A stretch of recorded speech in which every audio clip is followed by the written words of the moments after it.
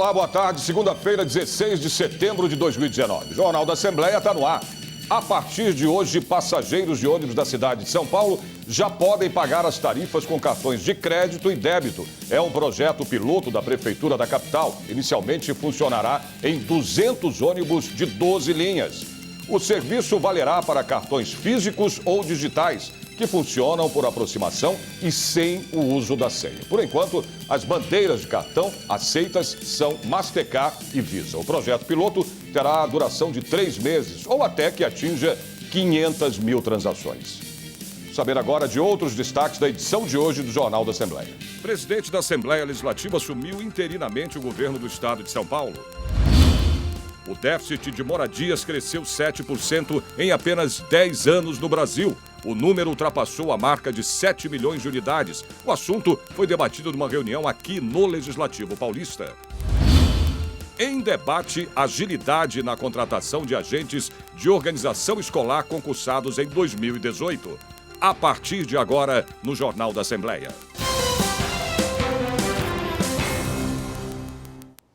O presidente da Assembleia Legislativa de São Paulo, o deputado Cauê Macris, do PSDB, assumiu interinamente o governo do estado no domingo. A cerimônia, que durou cerca de 40 minutos, contou com parlamentares, secretários de Estado, além do deputado federal Vanderlei Macris, do PSDB, pai do governador em exercício. É uma emoção muito grande poder estar aqui no dia de hoje, momento que meu filho Cauê assume o governo do estado. Eu tiro dessa solenidade um ponto que, na minha opinião, é muito importante. É o apreço do governador João Dória com o Legislativo Paulista. Esse é o primeiro grande fato que leva o Cauê ao governo do estado. Isso é muito bom para São Paulo, essa relação de confraternização, essa relação de parceria, porque quem ganha com isso é a população de São Paulo. O presidente da Assembleia e atual governador Cauê Macris é o segundo na linha de sucessão. Ele vai ocupar o cargo por uma semana por conta das viagens de João Dória, que foi para o Japão, e do vice-governador Rodrigo Garcia, que desde o dia 11 de setembro está em Singapura. Macris vai trabalhar no Palácio dos Bandeirantes, ocupando o gabinete do vice-governador. Minha expectativa esses 5 dias é dar continuidade às ações, que têm sido desenvolvidas pelo governo, lançamento de obras, investimentos, recursos, a agenda do Estado que está sendo tocada, nenhuma mudança de rumo nesse processo dos 5 dias, dar a continuidade nos trabalhos, e fiz a solicitação também aqui ao Legislativo para que possa, essa semana, aprovar um importante projeto de fomentação do emprego no nosso Estado de São Paulo, que é um projeto incentivo alto, que fomenta a indústria automobilística, que é uma das indústrias que emprega muito no estado de São Paulo. O presidente em exercício da Alesp, Gilmacy Santos, do Republicanos, espera que o atual chefe do Executivo continue trabalhando com a mesma confiança. Eu tenho certeza que o estado está em boas mãos e, apesar de ser apenas 5 dias, tenho certeza que coisas boas, grandiosas vão ser feitas por esse estado, porque o Cauê realmente merece e é bom, ele sabe o que faz, é preparado para fazer o melhor por esse estado de São Paulo. Com Macris à frente do Executivo, os deputados acreditam que alguns projetos de lei possam ser sancionados. Tem aí projetos de deputados recentemente aprovados, que eu acredito que o governador em exercício, Cauê Macris, nesses 5 dias vai sancioná-los. A casa está orgulhosa e honrada de ter o Cauê Macris, nosso presidente, nos representando, dirigindo o nosso estado por esse período e, com certeza, fortalecendo ainda mais o poder legislativo na relação com o executivo. Nós vamos trabalhar muito essa semana para que nós possamos votar o máximo de projetos possíveis, projetos de deputados, projetos do interesse do governo também. O deputado Cauê falou aqui, o nosso governador agora, sobre a questão do incentivo alto, É um projeto ambicioso do Estado para trazer investimentos da indústria automotiva. Então, esse deve ser o carro-chefe essa semana para nós trabalharmos e aprovarmos o incentivo alto e também projetos de deputados, para que o governador agora, Cauê Macris, possa sancionar essas leis, esses projetos, ainda no seu momento ali como governador do Estado de São Paulo. Cauê Macris é o 12º presidente da Lesp a assumir o cargo de governador do estado de São Paulo. É a primeira vez que o atual presidente aqui da casa assume o principal posto do Executivo paulista. É um orgulho para qualquer cidadão paulista, né, você poder ter oportunidade, nem que por pouco tempo, assumir o governo do seu estado onde você nasceu. Então, para mim, uma alegria muito grande, né, é uma felicidade não só para mim, para minha família, mas a certeza e a segurança de que o bom trabalho tem sido desenvolvido, né, e o reconhecimento do bom trabalho sempre é mostrado e acaba repercutindo, né, em decisões como essa do governador, gerando a confiança e a estabilidade que São Paulo precisa. Conheça agora um pouco da trajetória política do governador em exercício de São Paulo. Aos 36 anos, Cauê Macris reúne muita experiência política adquirida à frente do Parlamento Paulista e também em sua trajetória até chegar à Assembleia. Cauê iniciou a vida pública aos 21 anos, como o 8º vereador mais votado em Americana, sua cidade natal. No seu segundo mandato, foi eleito presidente da Câmara Municipal daquela cidade do interior paulista para o biênio 2010 e 2011. Aos 27 anos, Cauê elegeu-se para o primeiro mandato como deputado estadual, com mais de 66 mil votos. Entre os diversos projetos de lei apresentados, destaca-se o que pune com multa e fechamento os estabelecimentos que vendem bebidas alcoólicas para crianças e adolescentes. Pioneira no Brasil, a lei é válida em todo o estado de São Paulo.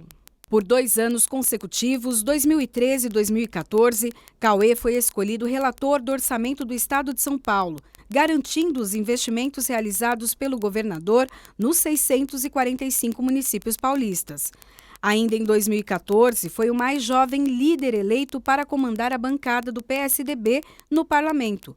E em 2015, após reeleição com mais de 120 mil votos, foi convidado para ser líder do governo na Assembleia Legislativa, pelo então governador Geraldo Alckmin.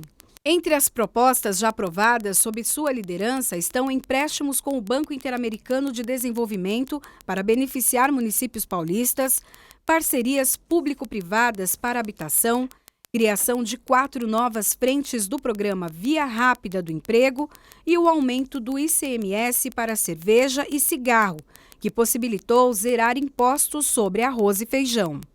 Cauê liderou ainda a aprovação do Fundo Estadual de Combate à Pobreza, do Salário Mínimo Paulista, da nova legislação para desburocratizar os assentamentos fundiários, entre outros projetos. Aos 33 anos, Cauê chegou à presidência da Lesp, eleito para o biênio 2017-2019, com 88 dos 94 votos da casa.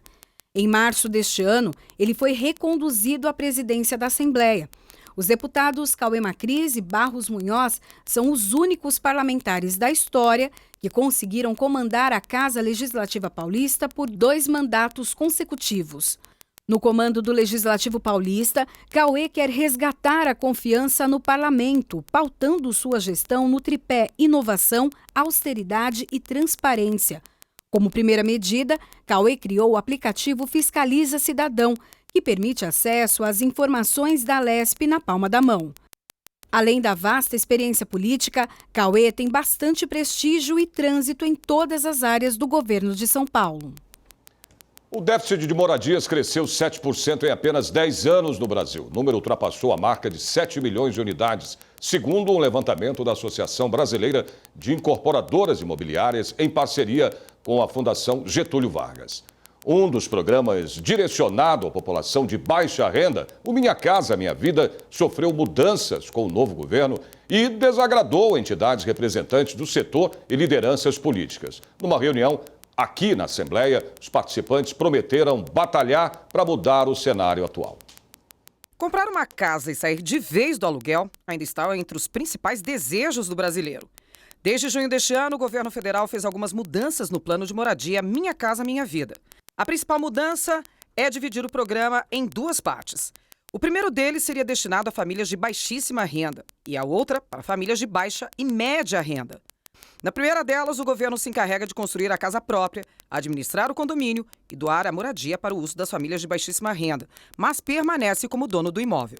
A segunda proposta, para famílias de baixa e média renda, funcionará como uma forma de aluguel. Será feita a cobrança de um valor mensal do morador. A discussão veio parar na Assembleia Legislativa de São Paulo através de um seminário realizado pela Comissão de Desenvolvimento Urbano da Câmara dos Deputados lá de Brasília. O problema é que estas mudanças afetam diretamente o formato, o perfil de atendimento e a participação das organizações sociais e não dão garantias de moradia para a população de baixa renda. O déficit habitacional ele é em torno de 7 milhões, não é? Em todo o Brasil. Mas acho que o principal problema hoje do programa é que ele tem funcionado com contingenciamento de recursos. Então, aquilo que tem sido liberado pelo governo, ele não é suficiente para garantir o andamento das obras, para garantir um bom funcionamento do programa. Em 2020, recursos para o Minha Casa Minha Vida serão 50% menores. O orçamento reserva apenas 2,71 bilhões de reais, metade do valor deste ano. E o dinheiro deve ser usado apenas para as obras em andamento. O representante da FACESP, Federação das Associações Comunitárias do Estado de São Paulo, está preocupado com o desaparecimento de planos do governo para a área da habitação. O governo de São Paulo há muito tempo, como também os municípios, deixou de ter uma política própria de habitação e se ancorar apenas no antigo Minha Casa Minha Vida. Então ele se reservou ao papel de complementar recurso para fechar a conta do valor das moradias que seriam feitas em São Paulo. Com praticamente o fim do programa Minha Casa Minha Vida, o seu desfinanciamento, você não tem mais perspectiva de moradia aqui em São Paulo a partir desse mero complemento que o Estado fazia. Este seminário foi dividido em 5 reuniões por todo o país. O Estado de São Paulo foi a segunda região a receber a discussão, representado pelo deputado federal Paulo Teixeira, do PT. Ao final do seminário, será elaborado um documento contendo todas as informações apresentadas pelas entidades e será enviado para o governo federal. Vai exigir do governo federal os recursos para o programa Minha Casa Minha Vida Entidades, para o programa Minha Casa Minha Vida em geral, já que sofreu também cortes, porque, de um lado, esse programa resolve o problema de quem não tem moradia, que tem grandes subsídios. Mas, por outro lado, também é um programa que gera empregos, porque a construção civil ela é a forma mais fácil de absorver a população desempregada brasileira. Então, é um erro você cortar recursos do programa Minha Casa Minha Vida, E é por isso que nós estamos aqui com os movimentos de moradia representados, todos eles, e com eles que vamos realizar a pressão para que os recursos saiam, tanto para esse ano quanto para o ano que vem. Nós vamos agora ao vivo até a cidade de Itapeva, interior da capital paulista, que recebeu a 5ª reunião da audiência pública do Orçamento 2020. A repórter Silvia Garcia está a postos aí ao vivo para falar para a gente do andamento dessa audiência na Câmara Municipal de Itapeva. Silvia, boa tarde para você. Olá, boa tarde para você, Sérgio. Boa tarde a todos que acompanham ao vivo agora o Jornal da Assembleia. Terminou agora há pouco a 5ª reunião da Audiência Pública do Orçamento 2020, que aconteceu aqui, como você disse, na cidade de Itapeva. 16ª região administrativa, deputado, que acoplam aí 32 municípios. O deputado Paulo Fiorilo, do PT, foi o presidente desta reunião. O deputado trouxe uma demanda aqui, na verdade, na exposição que o senhor fez logo no início, na abertura, falando dos investimentos para essa região, é isso mesmo? Infelizmente Itapeva, se olharmos o que foi executado em 2018 com 2019, o orçado e o empenhado, Itapeva é a que menos tem recursos de investimento. Isso é um problema grave e eu espero que a gente possa, na discussão orçamentária agora para 2020, corrigir essa injustiça com uma região que é carente, que precisa de investimento, precisa gerar emprego e melhorar a qualidade de vida das pessoas que moram aqui. Tanto na questão da saúde, que foi demandado aqui na região de Apiaí, como a questão das estradas, que é um problema gravíssimo, da educação, em que os prefeitos se colocam preocupados com o que pode acontecer com o fim do Fundeb e, por fim, não menos importante, a questão de gerar emprego, de melhorar a qualidade de vida, asfaltando estradas que ligam cidades, que ligam o Estado. Então, essas demandas nós vamos levar para a Assembleia e vamos debater no orçamento. O deputado apresentou aqui para toda a população, vocês acompanharam ao vivo aí na transmissão pela Rede Alesp, uma redução aqui no orçamento para essa região, uma redução na casa de 13%, mais ou menos 34 milhões de reais aqui a menos para essa região. Uma região basicamente agrícola, mas também de muita mineração, também de muitos minérios, que sustenta o estado de São Paulo, deputado? Então, na realidade, assim, a região, apesar de ser uma região pobre, ela tem recursos importantes. Tanto do ponto de vista da agricultura, você tem cidades que a extração, por exemplo, da seiva do Pinus, representa quase que desemprego zero.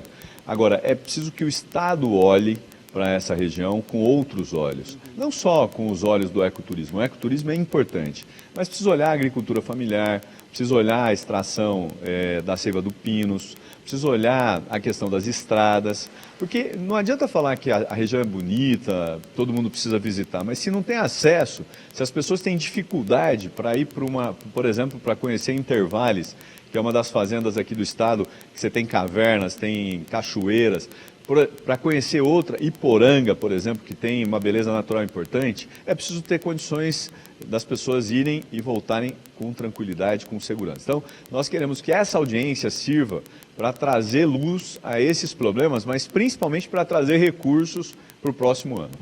É fato, a gente ainda não tem a peça orçamentária, ela ainda não chegou na Assembleia Legislativa, deve ser apresentada até o final desse mês, no dia 30 de setembro. Então ainda não sabemos quanto estamos falando de orçamento. Como que um deputado consegue lidar com isso daqui, atendendo aí a demanda da população e sabendo para onde vai destinar essas emendas aí para 2020, deputado? Não, o grande problema, acho que, da discussão orçamentária é que a gente faz as audiências, pelo menos até o final desse mês, sem a peça orçamentária apresentada pelo governo. Agora, isso não impede que a gente possa ouvir as demandas e brigar na Assembleia para garantir que haja recursos para as audiências públicas regionais. Então, por exemplo, se a gente conseguir emplacar X milhões para cada região, ou até usar o IDH para poder definir quais são os valores, a gente, no mínimo, vai conseguir atender as demandas. Por exemplo, aqui trouxeram demandas de creche, demandas de valores menores que a gente pode colocar se tivéssemos esses recursos. Então nós vamos continuar brigando. A bancada do PT já apresentou, vai continuar apresentando emendas para as audiências públicas que são fundamentais. O senhor falou também de PPA, o plano plurianual que está sendo visto para os próximos 4 anos, aí, que são as metas do governo, aí, inclusive metas orçamentárias. E o senhor trouxe a importância dessa discussão aqui, pelo menos da apresentação disso para toda a população aqui, não é mesmo? O PPA significa pensar os próximos 4 anos. E se a gente não olhar o que o governo está dizendo que vai fazer, nós podemos ter 4 anos com muitas dificuldades para a região. Em especial para Itapeva, mas não só. Então, assim, a ideia é que as pessoas entendam que, além do orçamento, que é discutido a partir de outubro, a gente tem o plano plurianual que vai pensar os próximos 4 anos, do ponto de vista de recurso orçamentário, de metas e de prioridades. E, infelizmente, o que a gente está vendo é que o governo retira uma meta que é importante, que é para reduzir a desigualdade social. O governo não dá tanta transparência, principalmente acabando com a regionalização orçamentária. Então, essas coisas são ruins e nós vamos debater na Assembleia para tentar mudá-las. Obrigada pelas suas colocações. Aí, um bom dia para o senhor, deputado. Bom, essa foi a quinta reunião que aconteceu aqui na região de Itapeva. A próxima está prevista para a cidade de Ipaussu, a 6ª reunião da audiência pública do orçamento. E nós iremos acompanhar a cobertura completa, aliás, do que aconteceu aqui hoje. Você assiste amanhã no Jornal da Assembleia. Silvia Garcia, para o Jornal da Assembleia.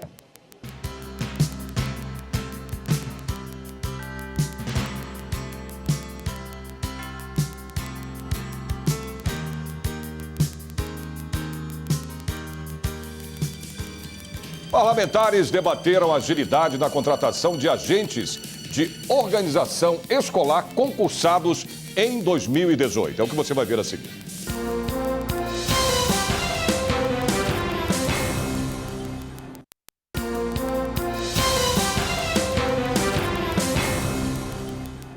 A audiência pública no Legislativo Paulista debateu a agilidade na contratação de agentes de organização escolar concursados em 2018. De acordo com o deputado estadual Carlos Gianazzi, do PSOL, a rede estadual de ensino conta com um déficit de 11 mil vagas de agentes de organização escolar. O parlamentar destaca que, neste momento, dezenas de escolas não contam com o profissional e isso expõe a segurança da unidade de ensino. Sem eles, as escolas não funcionam. A rede estadual hoje não tem os módulos completos nas escolas. Então, a chamada imediata desses servidores é fundamental para que as escolas possam funcionar, porque é um absurdo hoje a alta taxa de falta de funcionários da rede estadual de ensino. Ana Paula Cusolino, mãe de 2 alunos da Escola Estadual Paulo Rossi, de Mirandópolis, conta que na escola dos filhos são 1.200 estudantes. Na ausência do agente de organização escolar, outros profissionais da unidade são obrigados a suprir a demanda. A coordenadora tem que fazer a vez do agente, a diretora faz a vez do agente, quem trabalha na administração faz a vez do agente. Nós, pais, voluntariamos, porque não tem o agente, e o próprio aluno hoje faz também a vez do agente escolar.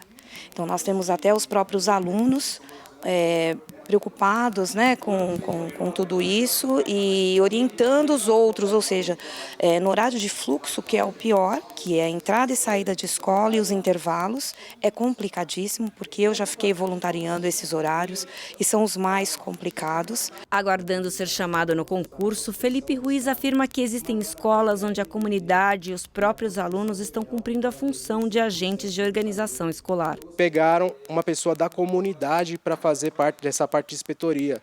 Quer dizer, a pessoa não deve conhecer de leis, porque a gente estudou, fez um concurso público para ser aprovado, então a gente teve que estudar leis. Não deve conhecer de leis, não deve ter nenhum filtro, como, por exemplo, pegar o antecedente criminal da pessoa, não sei se fizeram ao menos isso. Quer dizer, coloca qualquer pessoa para proteger as crianças. Isso daí é um absurdo, né?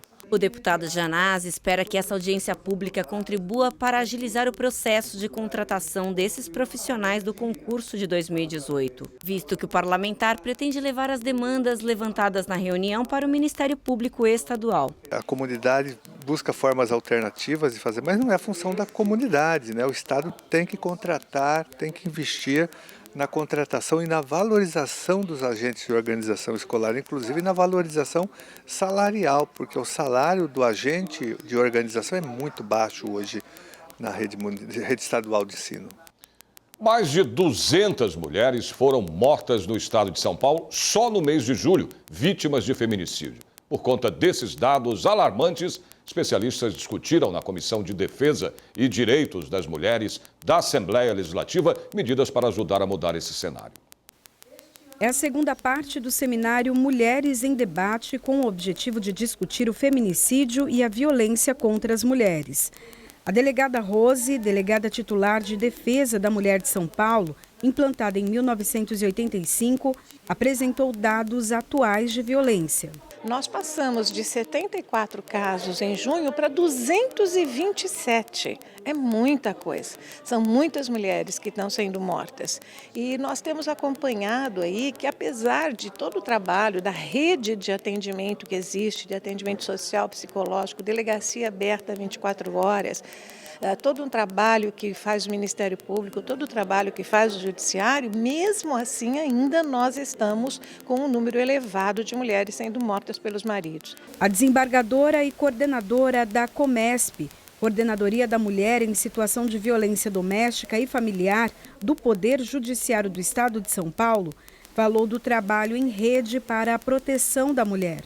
A importância da rede de atuação de vários equipamentos, dos órgãos estatais que enfrentam a violência doméstica, um enfrentamento conjunto, articulado, como manda a Lei Maria da Penha. A promotora de Justiça do Ministério Público de São Paulo ressaltou a importância da Lei Maria da Penha, considerada a terceira melhor do mundo, mas destacou que ela precisa sair do papel. Não é uma faculdade do Estado brasileiro ter ou não políticas para as mulheres. Então, a lei é ótima, não precisa de grandes mudanças. Nós temos nos esforçado, o Ministério Público tem diversos projetos com agressores, porque nós precisamos falar de masculinidade, nós queremos uma masculinidade não tóxica. O que é uma masculinidade tóxica?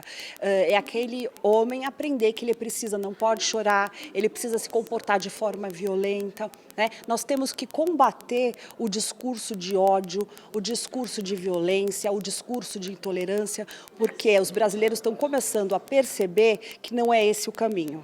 A secretária de Estado e Desenvolvimento Social participou do seminário e falou das ações do governo no combate ao feminicídio no estado de São Paulo. Estamos indo de 1 para 10 delegacias da mulher 24 horas. além de todas as outras que existem pelo Estado, mas essas 24 horas que tem essas delegadas especializadas na escuta e tudo isso.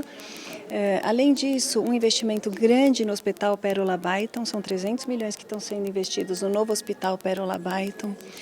O próprio aplicativo SOS Mulher, que é um aplicativo do governo do estado para mulheres que têm medida protetiva e ao acionarem o botão conseguem uma reação muito rápida da polícia. Um governo focado e bastante preocupado em acabar com as questões de violência contra a mulher e acabar com os índices de feminicídio, idealmente. O seminário Feminicídio e Violência contra a Mulher é de iniciativa da Comissão de Defesa e dos Direitos das Mulheres aqui da Assembleia Legislativa, que tem na presidência a deputada delegada Graciela, do Partido Liberal. Com todas essas informações, a comissão poderá reunir sugestões, iniciativas para que a gente possa apresentá-las e, assim, conseguir dar um passo a mais, subir um degrau a mais no combate a essa violência que está estampada todos os dias nos jornais e cada dia crescendo mais.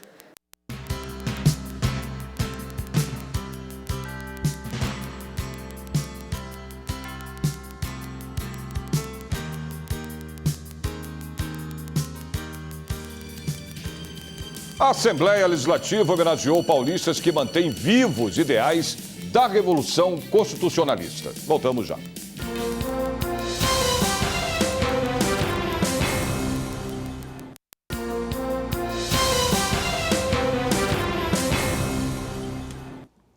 Pacientes e representantes da Fundação Oncocentro de São Paulo realizaram uma audiência pública para discutir o possível fechamento da entidade proposta pelo governo do estado.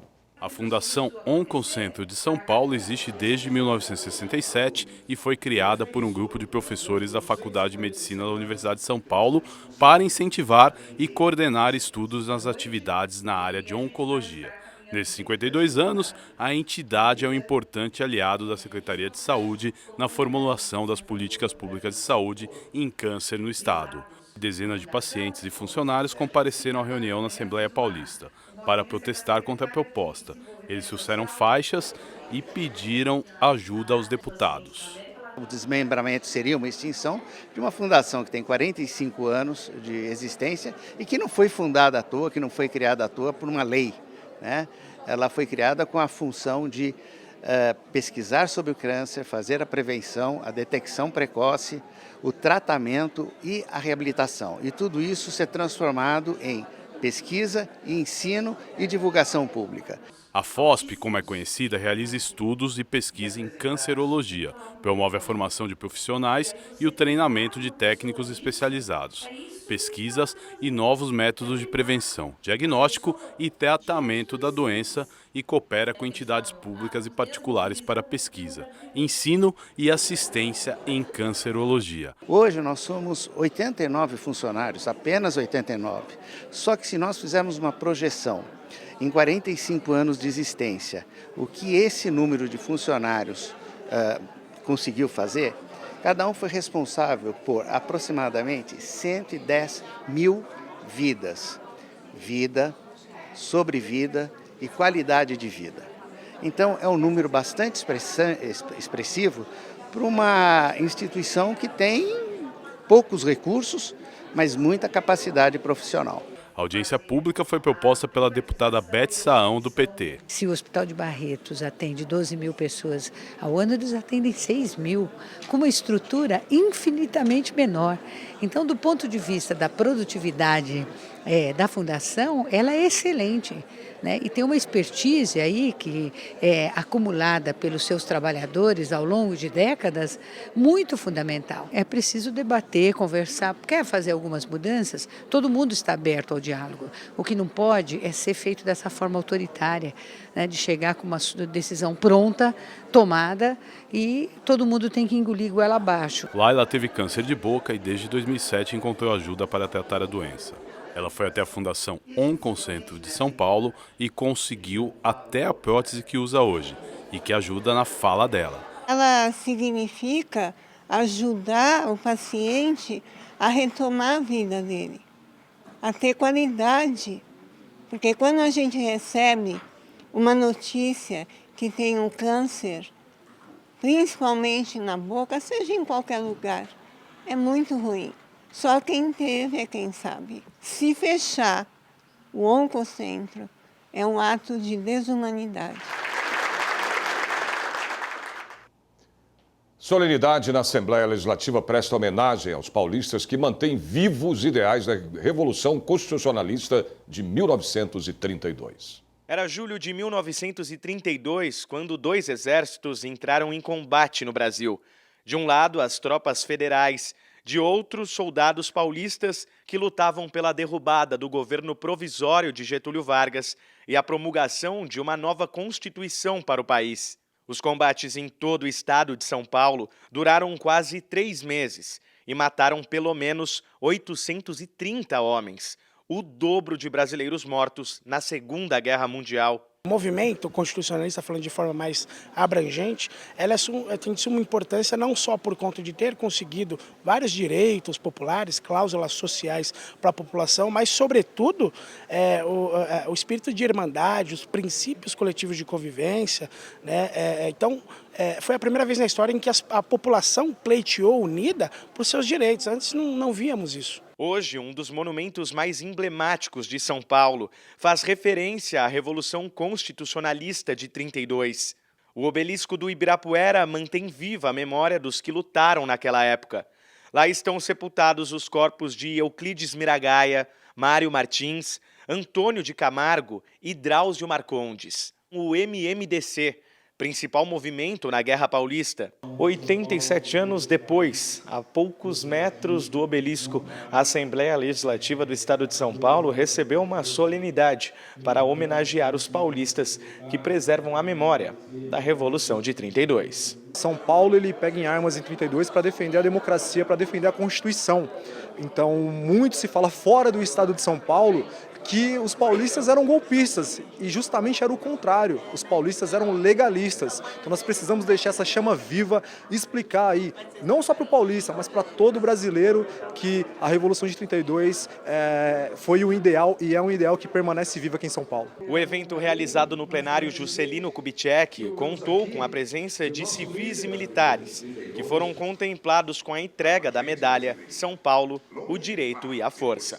Quando nós esquecemos desses que morreram pela dedicação ao nosso país, isso se torna imperdoável e significa que nosso país está cada vez pior. Cultuar a nossa história como datas da Revolução de 32, o nosso passado representa a nossa história e a garantia que teremos um futuro ainda melhor.